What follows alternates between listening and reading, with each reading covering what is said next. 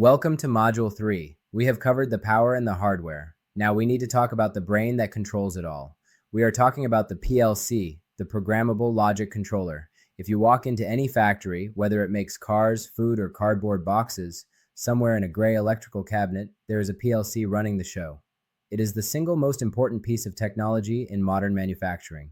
In this module, we are going to demystify what it is, how it thinks, and how you can start speaking its language. So, what exactly is a PLC?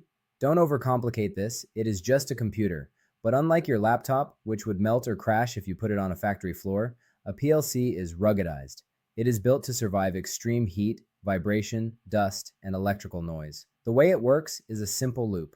First, it looks at its inputs. These are your buttons, switches, and sensors. It asks, is the button pressed? Is the sensor blocked?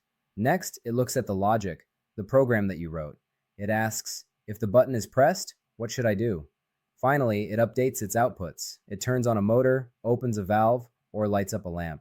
It does this scan thousands of times per second. Your job is to tell it what to do. The language we use to program these things is called ladder logic. And here is a secret. It was designed to look like an electrical schematic on purpose. Decades ago, before computers, automation was done with physical relays and timers wired together. When PLCs were invented, they wanted electricians to be able to program them without going back to college. So ladder logic looks like a wiring diagram. You have a left rail and a right rail, representing power. You place instructions on the rungs between them. You have normally open contacts that act like switches and coils that act like motors. If you can read a wiring diagram from Module 2, you already know the basics of programming a PLC. It's visual and it's intuitive. When you enter the industry, you need to know who the players are. There are dozens of PLC brands, but two giants dominate the global market. In North America, the king is Rockwell Automation, also known as Allen Bradley. If you work in the US, 80% of the equipment you see will be Allen Bradley. The software is called Studio 5000 or RS Logix. In Europe and the rest of the world, Siemens is the dominant player. Their software is called TIA Portal. Here is my advice. Don't try to learn both at the same time. Pick one. I recommend Allen Bradley if you are in the US, and learn it deep.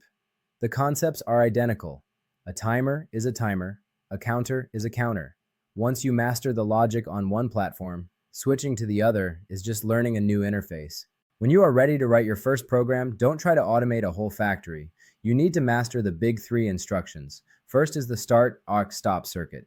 This uses a technique called latching or sealing in to keep a motor running after you release the start button. It is the foundation of everything. Second is the timer. You need to know how to use a timer on delay to make a conveyor wait for 5 seconds before starting.